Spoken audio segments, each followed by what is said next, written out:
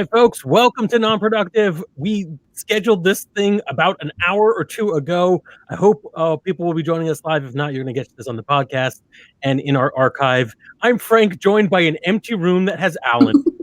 And of course, Erik from Adventures in Collecting and Elyse Explosion herself. Welcome to show. Welcome to show, everyone. Happy to be here. Hey, there's Al. And Al is Cappy. That's a Fashionably jaunty late. hat. Yep. So today's show, if you couldn't read it from the title, is Toys That Time Forgot. It's part of a poll we put up back in December of 2020 about toys that time forgot, just toy lines and franchises that really don't get a lot of love anymore, haven't been rebooted, and that we want to talk about. So, of course, I brought all my favorite toy people together. Al, you are old school toy collector from Non-Pro. In fact, the fact that you're not in a room festooned with Transformers right now is shocking to me. Shocking. But, I'm sorry. Of course, I needed to reach out to you, Al. When did you first get into toys? Just make it real quick. Yeah. Oh, geez. I don't know. Probably when I was a child, I guess, when we all got into toys. I feel like that's when I started Al's Gaming Emporium. Good enough. All right, great. Erik from Adventures in Collecting, tell us a little bit about your podcast and why you're here today. Well, we, as implied by the name, we're a toy collecting podcast, hosted by myself and my brother.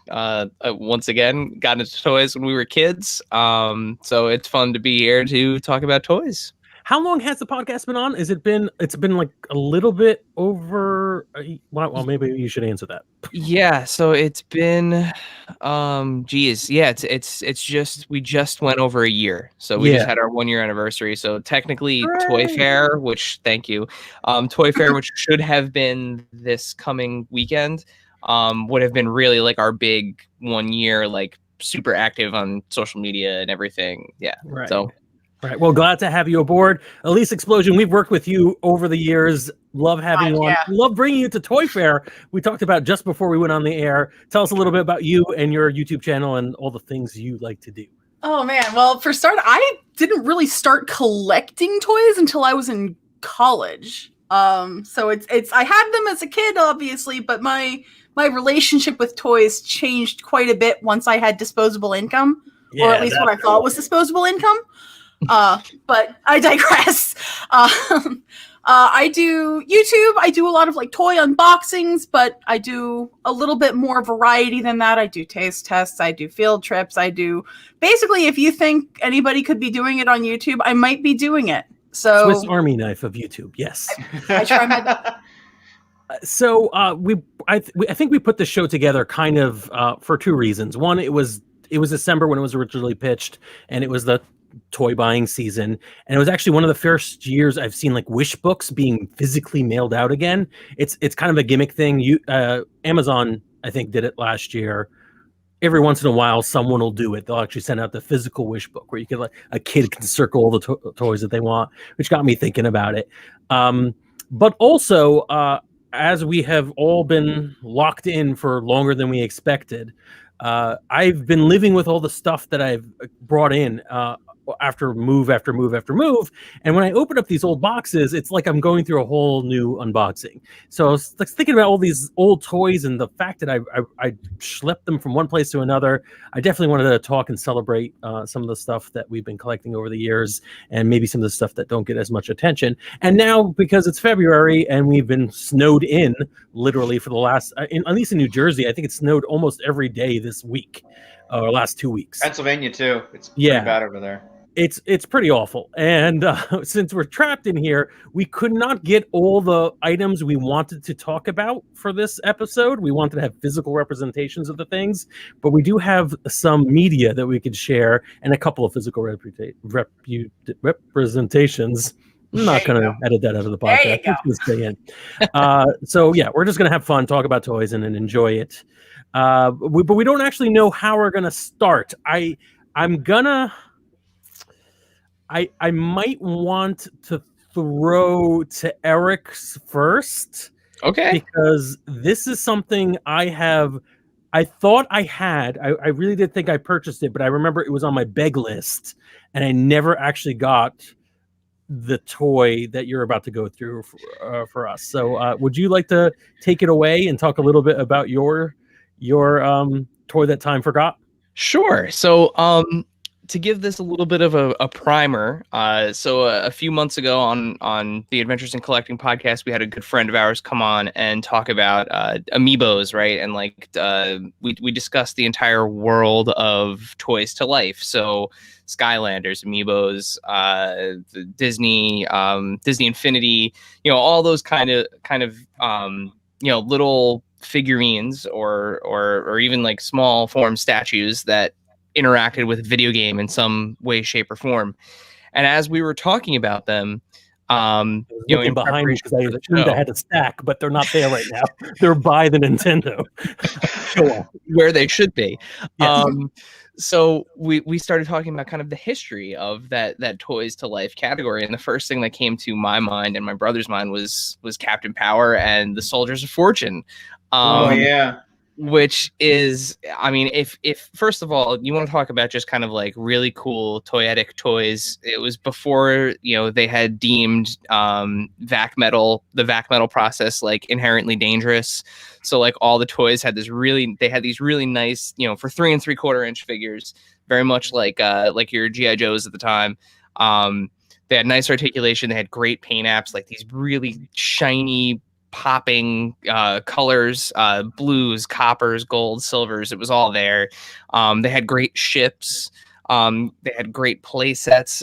It was the full package, right? But typical of anything in the 80s, it needed to have something other than just a toy line. It couldn't just be a toy line on its own, right? So it had a series of VHS tapes. Now, the thing that was really interesting about the show, or that was on these VHS tapes, is that along with the ships, you could actually play along, much like your light gun would work for your NES. You could actually score points using the ships by firing at the screen and playing along with the VHS. So, just like anything else, the more you watch the same VHS over and over again, you know exactly where to shoot, so that way you get better at it each time. Yeah, because that's what you want to do: speed run a VHS game. Yep. But no, there's a reason to do that though. So you actually got points on your ship, so that when your friends came over and they had their Captain Power ship, if you had played with your VHS and you had done well with your ship, you had more hit points effectively. That's amazing. So when you guys had, duked it out with your ships, in real life, if you had the VHS, you had the upper hand because you had a stronger ship. So I do have, again, and we have a lot of media to share today. The first thing up is, I hope, the 1987 commercial for Captain Power, which, if it's the correct one, if the right one got loaded, it is a lot to take in. I can't wait. Let's watch that. Great. Power on. Captain Power and the Soldiers of the Future. Earth 2147. The legacy of the Metal Wars, when man fought machine and machines won. Biodreads, monstrous creations that hunt down human survivors and digitize them. Volcania, center of the Biodread Empire, stronghold and fortress of Lord Dread, feared ruler of this new order. But from the fires of the Metal Wars arose a new breed of warrior, born and trained to bring down Lord Dread and his Biodread Empire. They were soldiers of the future, mankind's last hope. Their leader, Captain Jonathan Power, master of the incredible power suits which transform each soldier into a one-man attack force. Major Matthew Hawk Masterson, fighter in the sky. Lieutenant Michael Tank Ellis, ground assault unit. Sergeant Robert Scout Baker, espionage and communication. And Corporal Jennifer Pilot Chase, tactical systems expert. Together they form the most powerful fighting force in Earth's history. Their creed, to protect all life. Their promise, to end Lord Dread's rule. Their name, Captain Power and the Soldiers of the Future.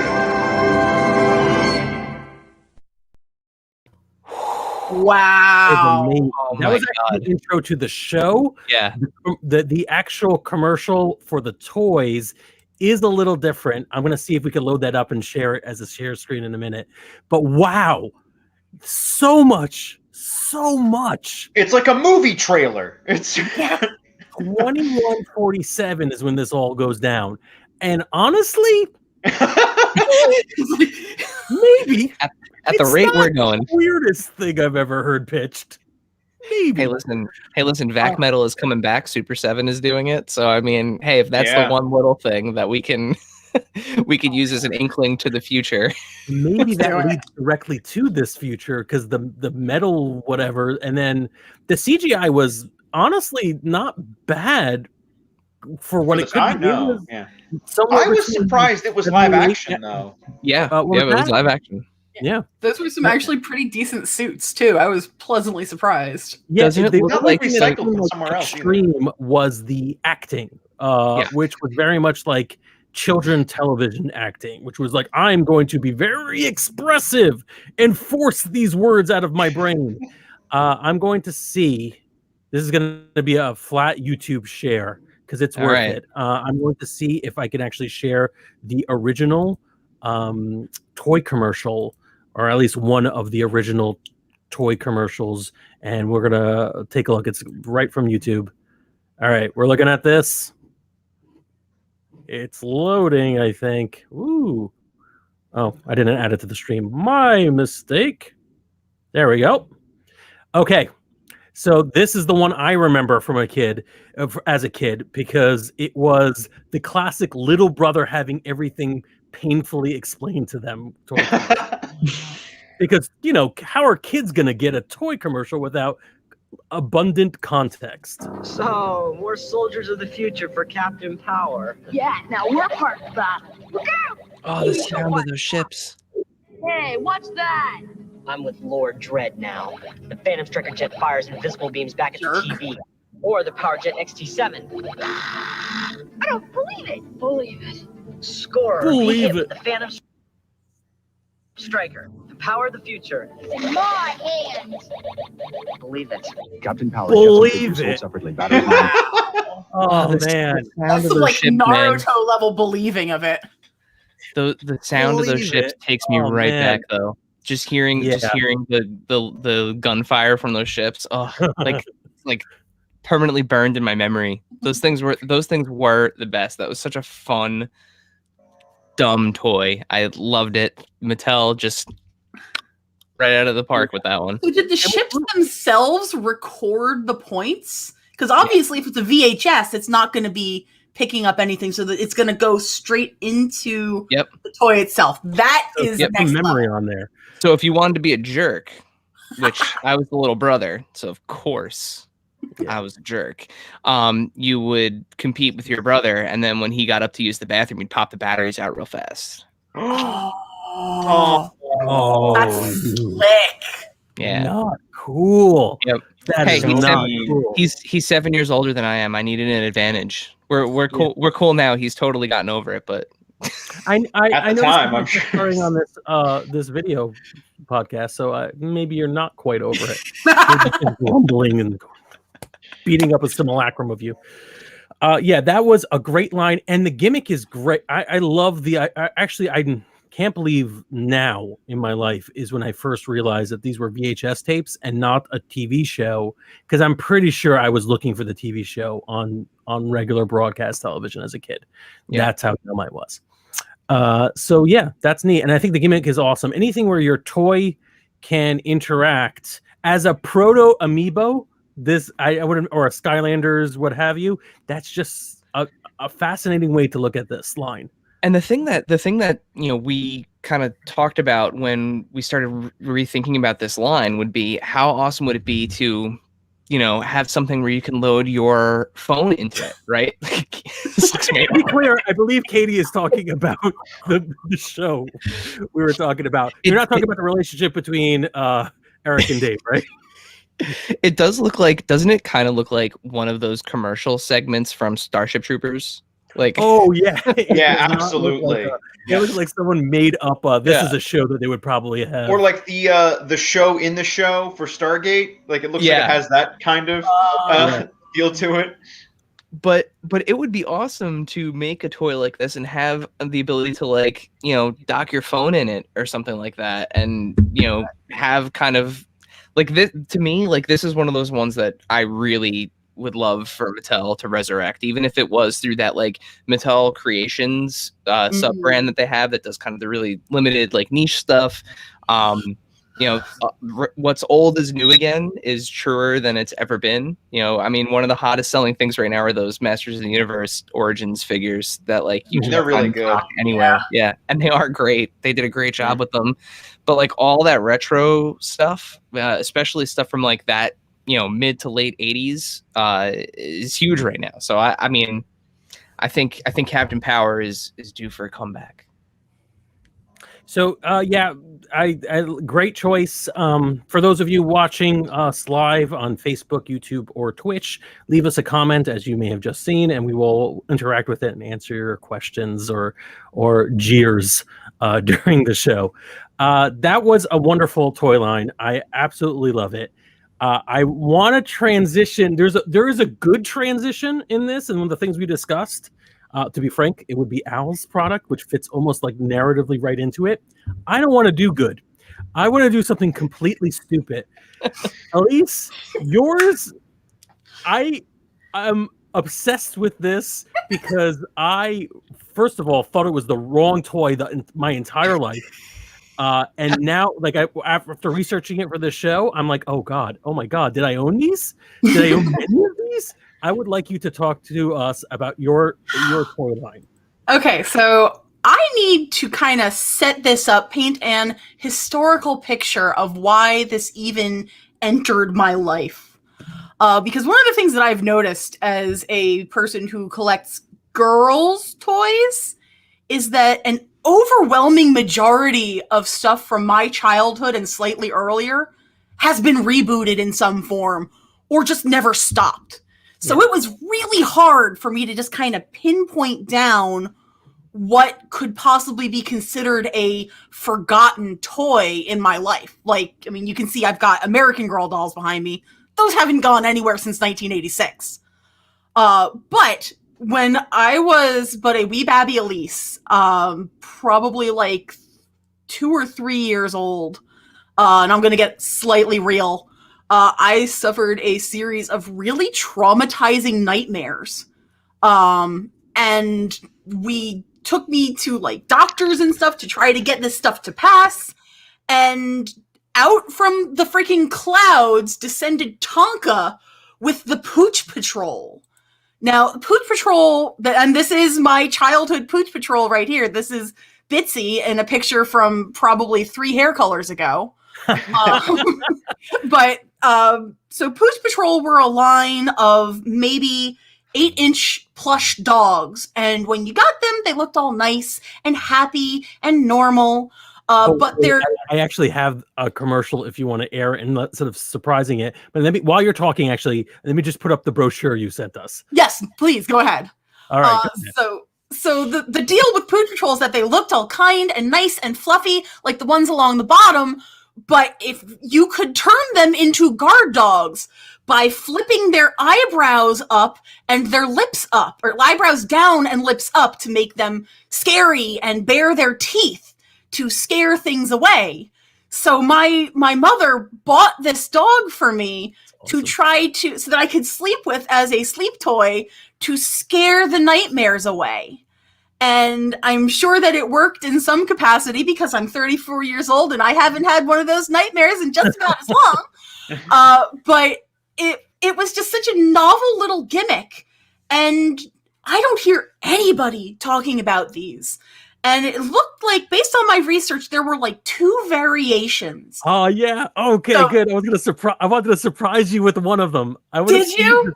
Yes. Let's see. All right. So the reason why I wanted to, because this is how stupid I am. The commercial that Elyse sent in pre-production The surprise gimmick of the monster, like the guard dog coming up, I was like, oh, the audience will be shocked by this. It's probably not true, but watch what happens with these kids as they really, really sell it.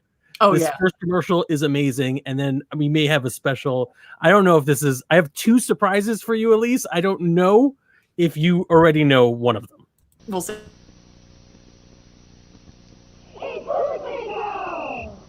When the shadow's on the wall and you're feeling scared or small, call the Pooch Patrol. When Big Brother plays a trick, you'll get rid of him quick with the Pooch Patrol. Don't let those cute faces fool you. With a flip of the lip, the Pooch Patrol goes from friendly to fearless. Keep your sister out, make her scream and shout. You're protected by the Pooch Patrol. Pooch Patrol from Tonka, each sold separately. That song slaps. Doesn't it? Yeah, I apologize that the audio on that was probably a little quiet, but it is whatever someone got it off of. Recordings, basically. Yeah. Absolutely, Katie. You definitely need one of those. You can actually find them fairly easily on Etsy these days. I haven't really checked eBay, but Etsy has a plethora of them in much better condition than my Bitsy. So what I love about this is it's definitely the Home Alone era of children making their own security and taking on hardened criminals with their plush toys. Oh, yeah. You have your Pooch Patrol in one hand and your Talk Boy in the other. You are set. All right. So now you finish your thing. Tell me about the variants of the Okay, so one of them I had and one of them I did not have. So there was I don't know if it was called Pooch Patrol Minis, Pooch Patrol Junior, something like that, but it was a much smaller, like half-size variant that laid entirely on its stomach. It still had the flip lip, but it had a mechanism where if you squeezed it, it would open its mouth to like bark. Nice. And then the other variant that now that I have learned about, I am so eager to find one of these, is the Super Pooch Patrol. That's it. That had capes and like superhero masks. So if you had it flipped down, like the eyes were just like regular, but then you flipped it up and there goes the mask and it's got a cape and it was just next level. I loved these things. So when I said that, I was like, not sure if I had one of these because we talked about this for months. Mm-hmm. I did not have Pooch Patrol. I think I had a Super Pooch. Oh man! And that's why. And I only saw this today. The commercial. So we're gonna play the commercial because, of course, we're gonna play this commercial. It's great. And then I'll talk a little bit maybe about pound puppies. Sure. Hold on one second. Tune for more fun on the Disney afternoon. They came to Earth to protect our planet. Super Pooches from Pooch Patrol. They cleverly pose as mild-mannered pups, but when danger strikes, disguise his eyes, flip his lip, spread his cape, and make him fly. Super Pooches from Pooch Patrol, defending Earth from space invaders, protecting the innocent from disaster before it strikes, and fighting crime wherever you find it. They're Super Pooches from Pooch Patrol by Tonka, each sold separately. So they totally cut away before that train passed the logs because that kid did not clear those logs out of the way. No, that was going to be a real disaster. Those passengers were in trouble still. I like that it was brought to you by the Disney Afternoon, and I also enjoy that the kids in this one were clearly imagining the criminal activity. Because they were like, wait, what if kids are actually going to try to stop crime with these dogs? Let's have them be 1930s bank robbers, and that'll be it. Yeah, like they jump straight from like scaring your older sister away to robbing a bank or saving a bank robbery, you know?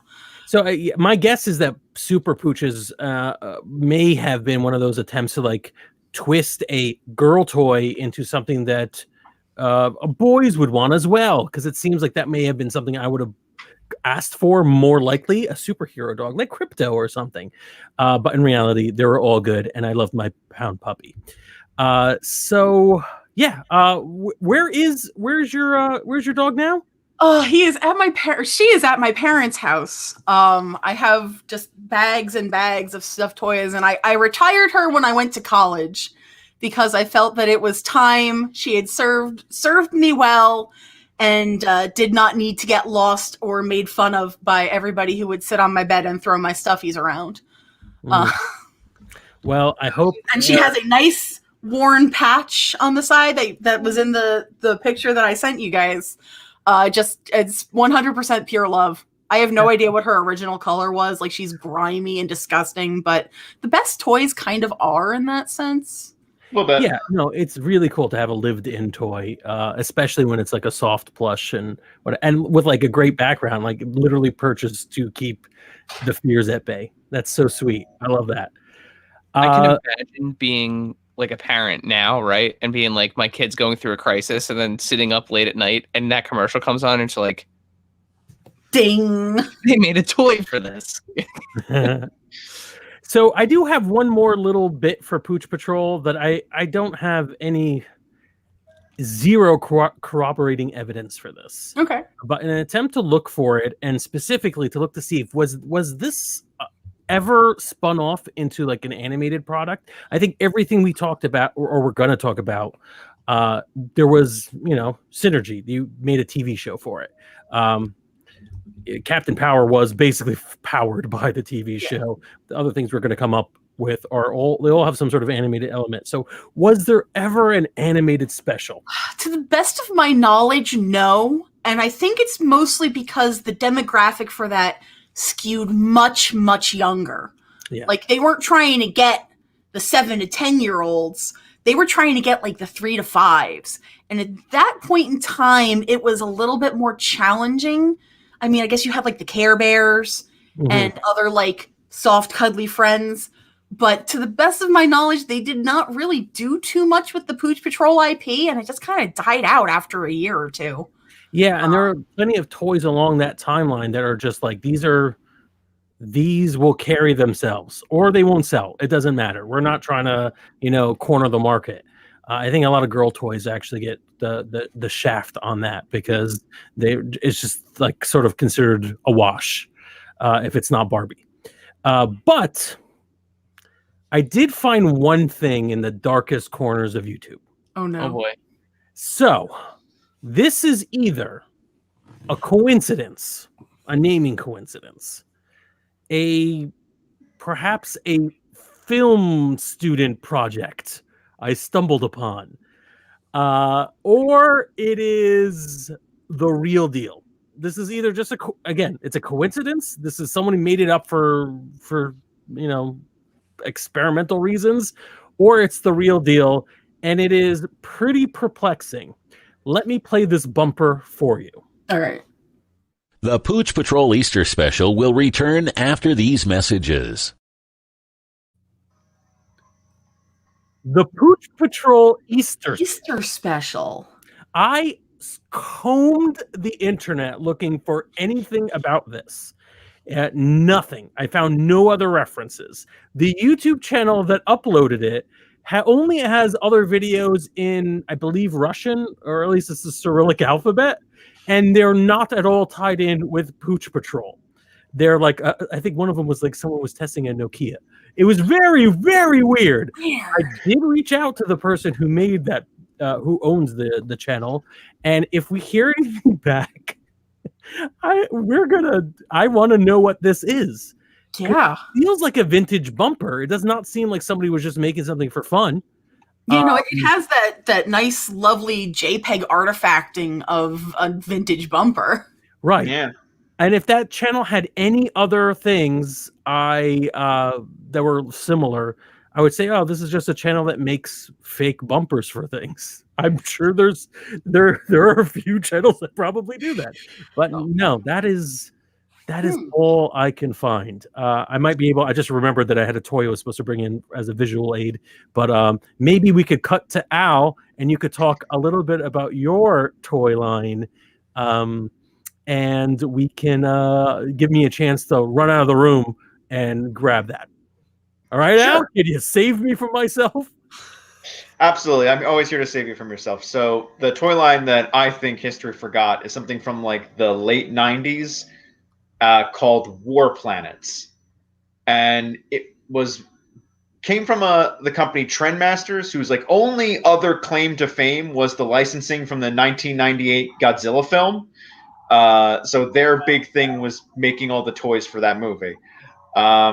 And then this line, which was kind of in the same vein as like Polly Pocket or Mighty Max, they were like planets that had like a bunch of like they were like little play sets with little guys inside of them and like little vehicles, and that was what they were. They were like Mighty Max toys almost, and they were really cool.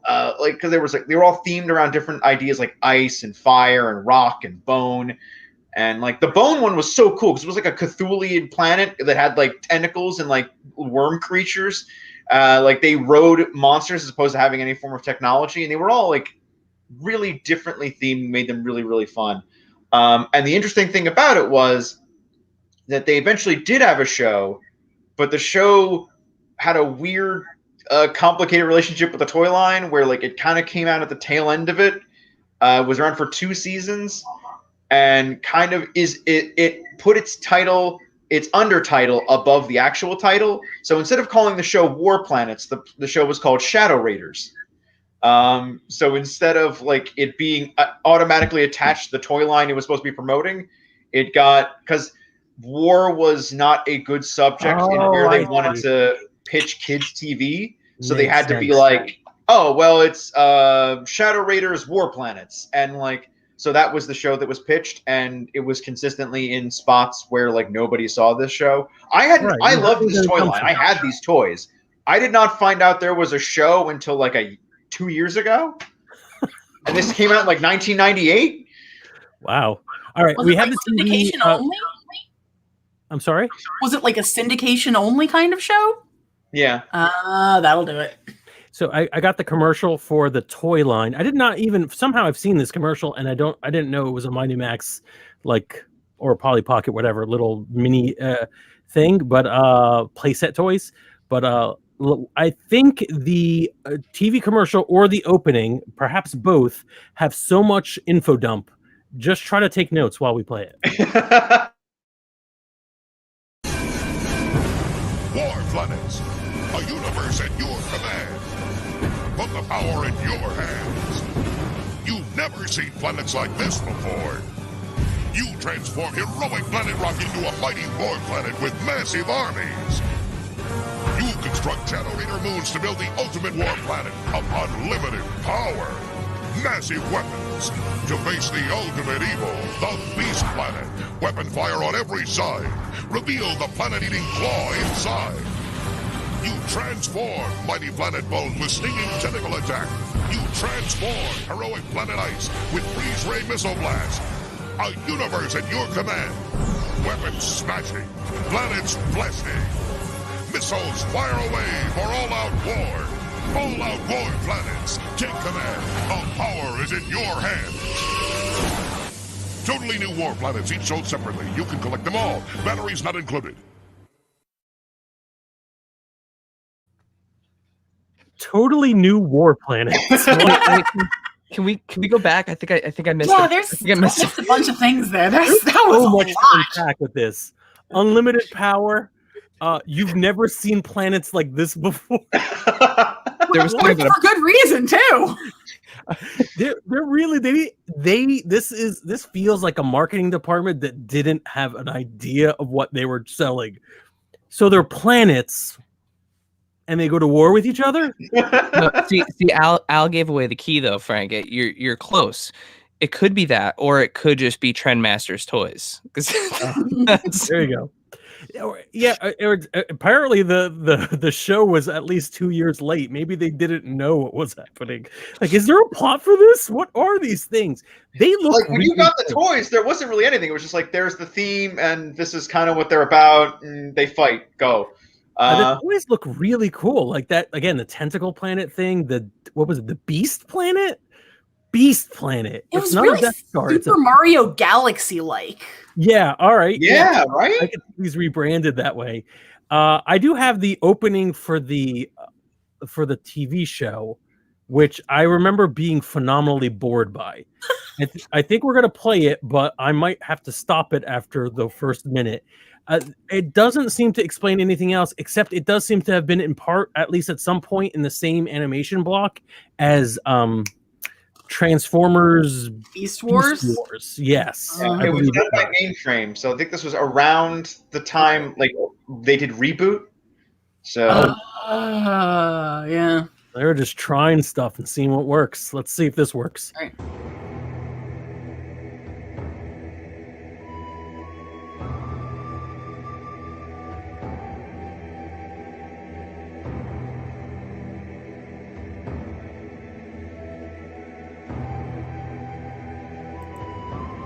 I'm actually going to unmute our mics for this because there is a lot.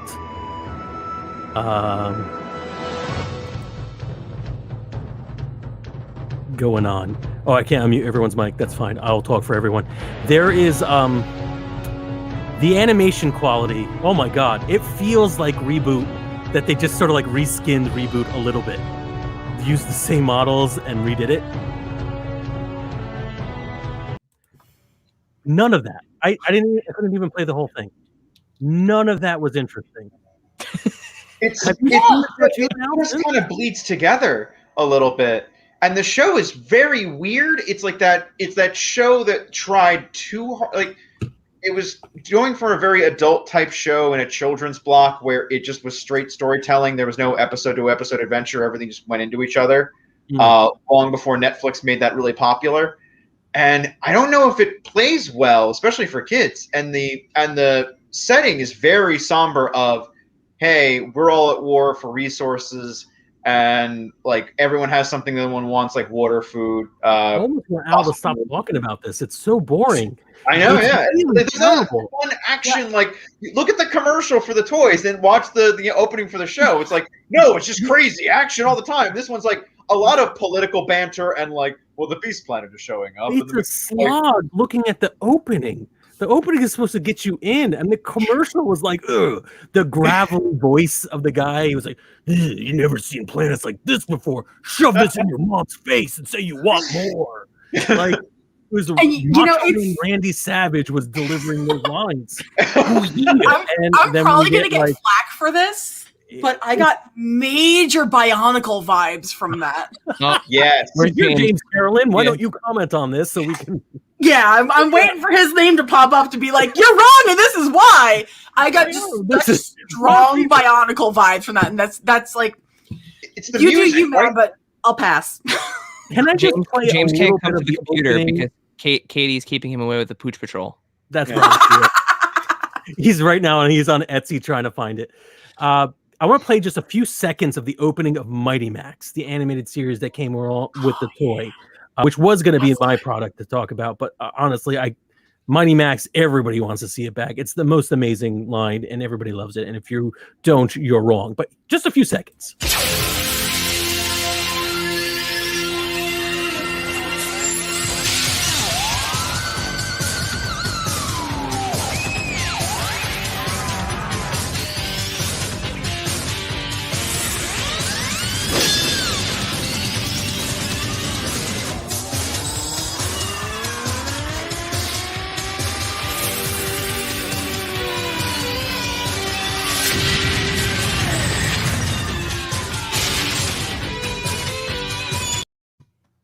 I came very close to the whole thing. I'm not gonna lie.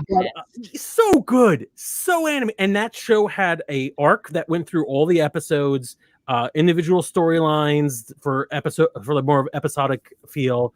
Like, how do you get something so right and then also go so wrong?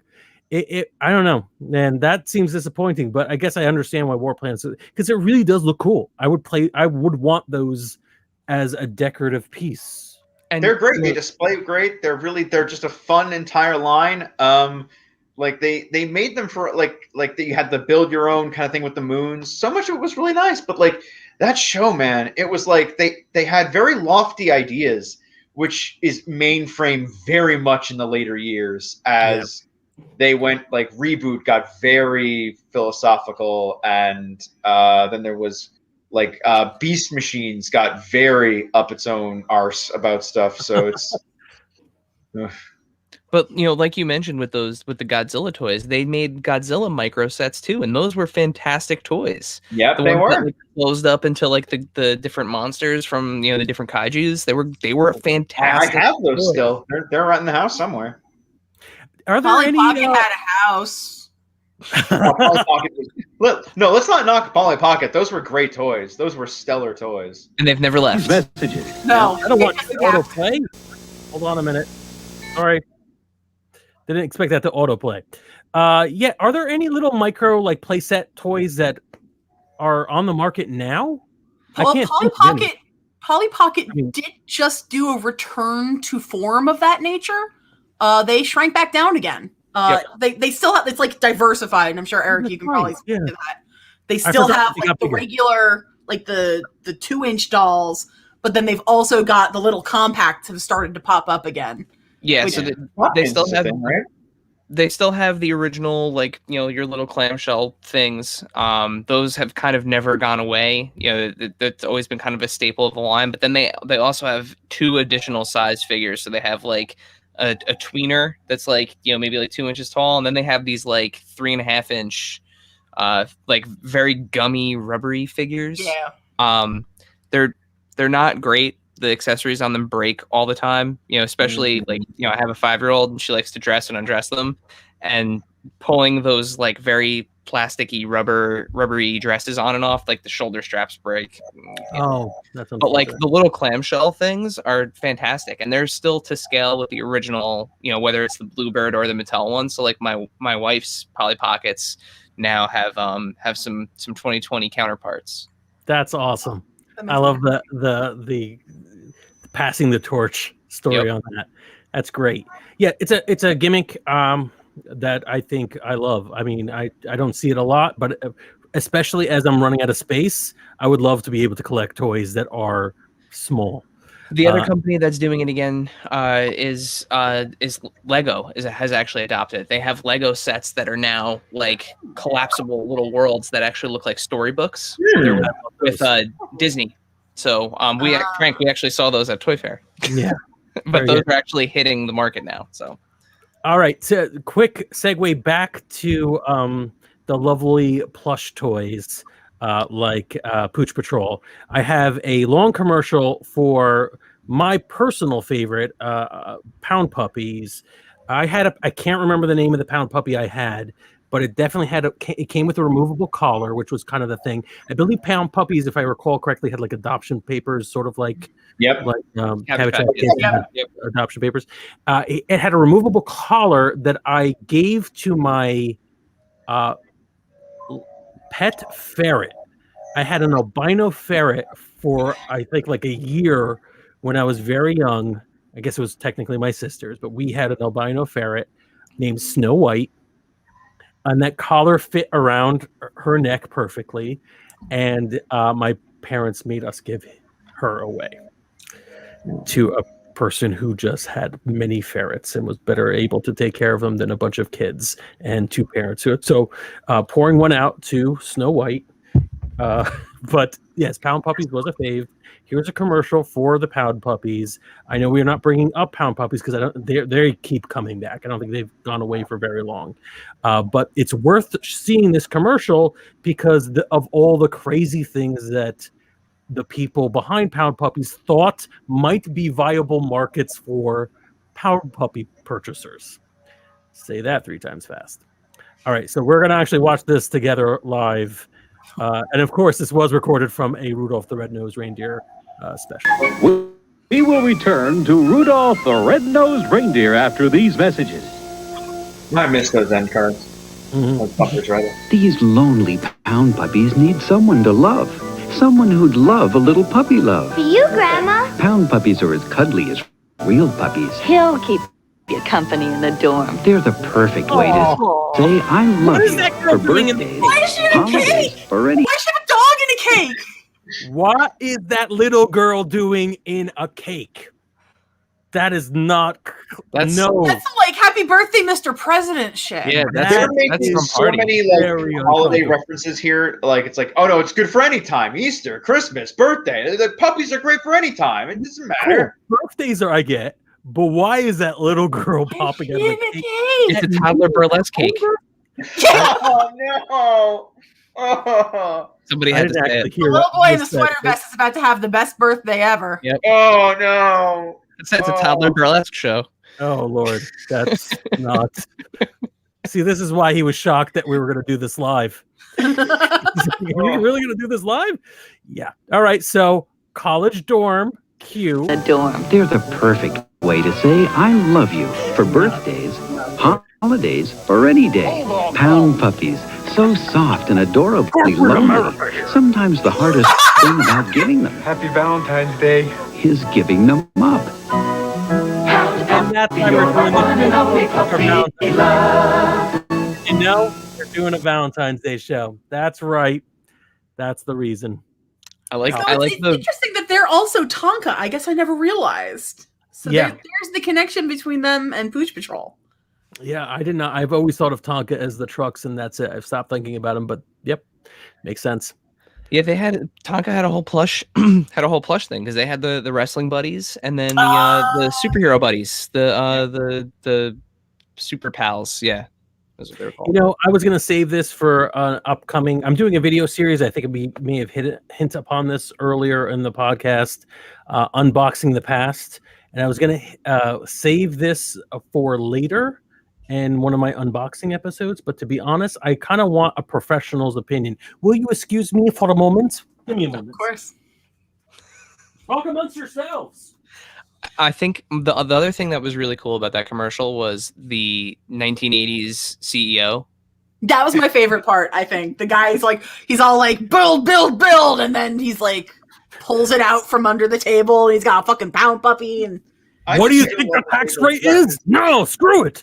Get me somebody on the phone. Like, you have And to. get You me have to somebody do while I'm everything. waiting for them.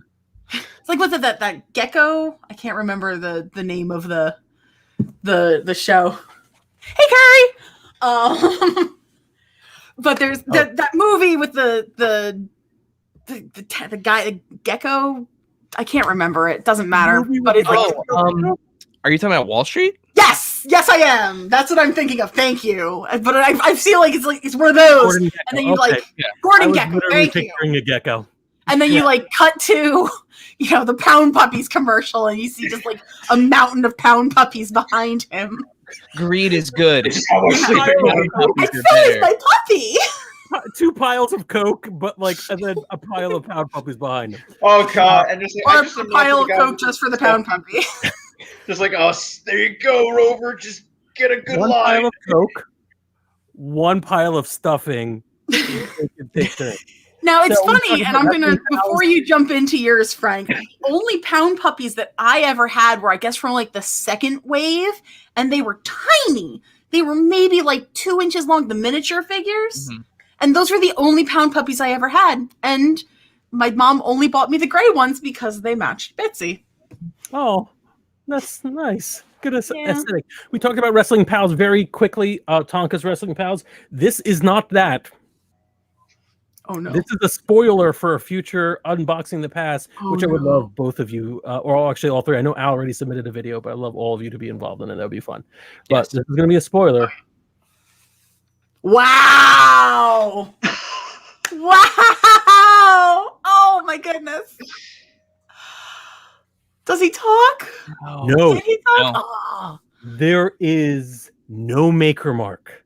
That is. There is no sign of who created this thing. Oh no! That's like a homebrew. From a store, a dollar store, as a grown man. Nobody knew, and in the 21st century, I'm pretty sure, or maybe like 2000. Where? Why? Who made this? And I have more than one. This wasn't somebody just made one and it happened in a store. Somebody was making these. They were stored somewhere for years, and eventually the dollar store got them.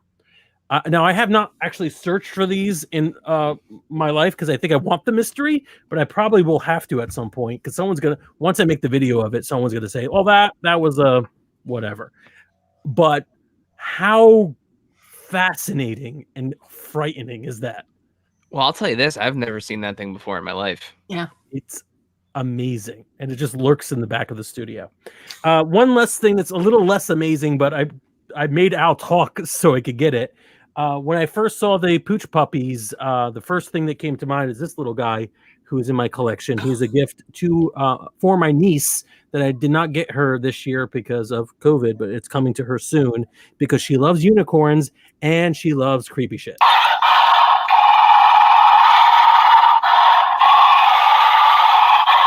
And it's not going to stop until I press the stop. All right. So, good. That's not quite the same aesthetic as the Pooch Patrol. Maybe the opposite. But, close enough. All right. I'm going to go into my thing. I was going to do Money Max for the longest time, but I figured I'm going to tell you a little story instead. This is a toy line from the 80s that I absolutely was crazy for. Had one of the best theme songs and TV shows of all time, or like the TV theme song, I should say. So best theme song for in the commercials and in the TV show. The toy commercials were amazing. Had clips from the animated series. I begged my parents for it. I'm going to just show the clip right now, and hopefully it'll awaken some earworms in you. Oh, and it's completely bonkers. The setting that this cartoon is in, it just makes no sense. It's coming soon, a world where everything runs on air, so air is more precious than gold.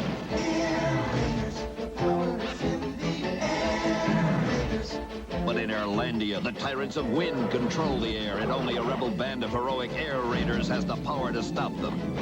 Fighting for air against the tyrants of wind. The incredible new Air Raiders. It's coming soon from the makers of G.I. Joe, Air Raiders. Fighting for air against the tyrants of wind. Airlandia. This feels like somebody's first draft. Right? It feels like someone in the marketing department was like, all right, we're going to come pitch the show. We want to do like air toys. So, I don't know, Airlandia. And it was like, all right, it's in. I feel like picture this for a moment. Picture this. Ready? You're in a recording studio. You're looking at your lines. Fighting for air against the tyrants of wind. That was what they were looking for, right? That was... Oh, one more time. Fighting for air against the tyrants of wind. Oh my god. I think my favorite part of that entire commercial, music aside, there's like a 2-second part where the one toy has like a ball floating on top of it. I'm like, that's next level. But also, the dog's going to run off with that, and I'm not going to see that ever again. That's a gimmick that's never going to last more than a second. No. That will not happen. I'm just really so confuddled by this. Like, was this just like did someone at Hasbro just like, I don't want to put this under the G.I. Joe line or moniker. Let's do this with it instead. Because like it all looks like that, but not. G.I. Joe was still somewhat realistic, right? Like it wasn't quite the your parents' G.I. Joe that was literally fighting wars. They were fighting like robot terrorists or whatever. Not quite yet into Shangri-La or Cobra-La. But like they were still like, we're on Earth. How do we sell an entire world? How do we masters of the universe this? Air Raiders. So it was going to be the next big thing. I wanted to get on ground floor. Right. And I begged and pleaded, and we didn't grow up with a lot of money or anything, but my parents did manage to secure me a set, which I have here today. Nice. And picture it. I feel like I was 12 years old, but I'm not really sure. I think I call this the birthday where I finally grew up. When I became a man. I was a child at the beginning, and then at the end, I'm like, I'm going to go get a job at the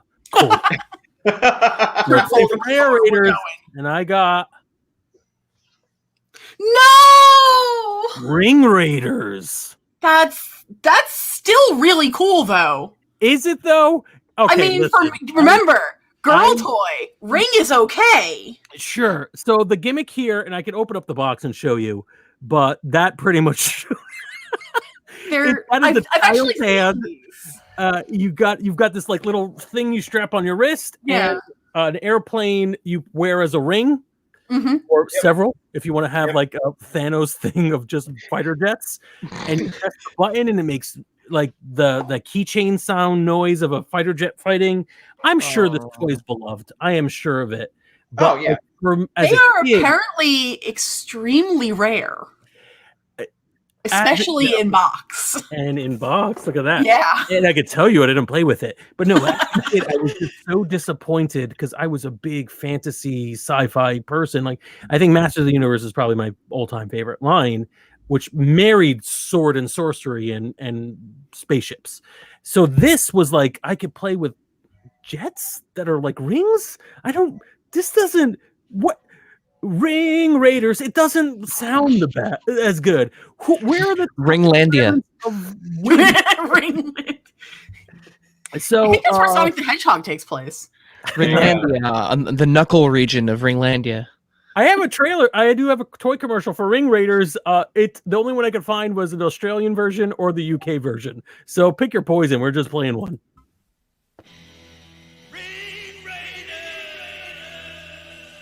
Scramble, scramble, we're under attack.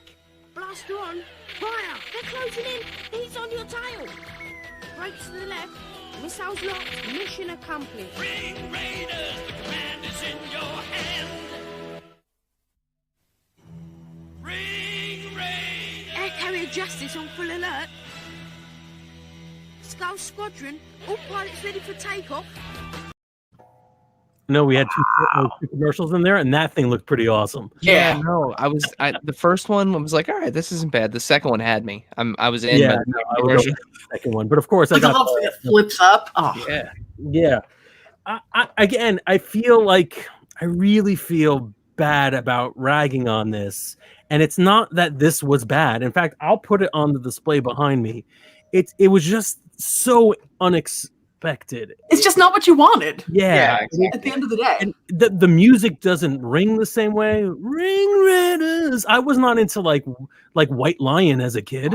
I wasn't White Lion. I will say though, if you look into the history of that toy line, Ring Raiders, there's some weird stuff with that. Like apparently, like some of the pilots are from the future or from the past. There's like a lot of time travel involved. It's you would have to be because you want like this is Matchbox, so they're trying to get the people who are collecting the vehicles, and a lot of those people are going to want like accurate, right? They're going to want something that looks like an actual bomber or plane from various wars through history, and then that leads you directly to time travel. It was weird. Also, I had like a cheapo keychain that would make all those sound effects that boom. So I wasn't really impressed with it. I'd much rather have a ball that got spun around by air before the family pet. Probably a ferret would take it away. Yeah, that's basically it. I don't know which toy line I would want back the most. Let's leave it up to votes. Leave us, go join our Facebook group, facebook.com/group/nonpro, and tell us which one of the toy lines we talked about that you most want to come back. Out of all of them, I might have the most interest in Captain Power, to be honest. I think it has the most potential to hit that nostalgia bug, be app enabled, be coated in delicious poison. It's everything you want from a toy. The vac metal itself isn't poison. It's the people who apply it in the factories. That's where the danger lies. It's not to the end user. So like radium girls. I gotcha. Exactly. Except they're not licking the toys, I don't think. Perfect. All right, let's do thank you very much for joining us. Let's do end of show credits for everything. Al, you could be found on the Non-Productive Network, right? Yeah. Okay, And you can also go ahead and like the store, Al's Gaming Emporium at Facebook. That's what I wanted, man. Absolutely. All right, Erik, where can we find out more about your lovely podcast? Adventures in Collecting, of course, lovingly a loving member of the Non-Productive network. Much love to you guys. You can find us at AIC_podcast on Instagram and Twitter, toy news, all that kind of good stuff, YouTube channel for unboxings and reviews, and then wherever you find podcasts, Adventures in Collecting. Yay! Elyse, tell us about your channel and your work and where we can find out more about you. Basically, I'm the only person on the internet who's used Elyse Explosion for the past 20 years. So check me out, youtube.com/Elyse Explosion. Also Twitch, same name. Twitter, same name. Instagram, same name. You're kind of sensing a trend here. Branding. Consistent, and you gotta love it. Love it. Yeah, and I would love it if our guests would join us on an unboxing the past episode on your own channel or what have you. There's no real formula to this other than a catharsis. I just really like opening up these old boxes. Seeing this, first of all, I forgot the name of everything, and I was like, do I own an Air Raiders? Hang on. Ooh, I'm excited. While he's gone, I will actually let you guys know that last year or a year before, I actually did an unboxing the past of my own. I had 2 boxes that I found in the closet. Oh, nice. And I did 2 separate videos on those. So I will I'll drop them over on the Non-Pro fan club if anybody would want to see them. I love it. Weird girl toys. Do you want to see what I'm holding out for you, Frank? Yes, please. Oh. I finally completed my LJN Roger Rabbit collection. Wow. And I got a new inbox. The card is beautiful, but I am 100% opening this. The line was super small. It was only, it was 4 figures and this vehicle here, Benny the Cab. And I have been searching for because I remember opening all of these figures. So I wanted Benny the Cab to open. And I finally found him on Mercari for a reasonable price. Love Mercari. And boy, I cannot wait to open him. So this is that's going to be my contribution to your when I saw you bring that in, I thought, oh, they reissued no, wow, that's nope. amazing. And look, it's I actually feel bad. It's unpunched. Oh. I honestly want to raise money to get you another one so you can go. The thing is, though, I don't have any of the other ones, in the box, so it doesn't matter, But it's just it came in so good, and it doesn't have any yellowing to the window. It looks like it came out of a box yesterday. Yeah. Some people go in and they find an old crate which has toys that were untouched, and some people find this. He's probably gonna kill me in my sleep. No, Mr. T doesn't that. He's fool. Pity the fool. Yeah, he'll pity the fool. That's about it. And like I said, I opened up the box and I couldn't remember the name of the toy, and then I had the whole experience in my childhood over again, being really excited. Oh man, my Air Raider. Wait, I never had that. I had the Ring Raider. So the whole thing over again. It's kind of fun to go through all this. It's fun to open up and play with your toys. So I can't wait to have more fun. Thank you all for joining me. Thank you, patrons. That's right. The words patrons on Patreon. Thank you all. This is an older clip, but you're the only people who really matter. If you've donated it since then, you can go straight to hell. We gotta. Damn, Frank. We also have to update the graphic to fit the entire screen. Watch. Yeah, I can still see myself down. I'm down. I'm up here. Where am I? Up here. Yeah. The other one has 200 names from people who bought tickets to a live event, and I haven't updated that, so I apologize. If you didn't see your name in this and are angry about it, send me a self-addressed stamp letter, and I will send you this. It's filled with spiders. Filled with spiders. This has been fun. We didn't really discuss how we're gonna sign off, so we're gonna wave and eventually go away. Goodbye, everyone. Good night, everybody.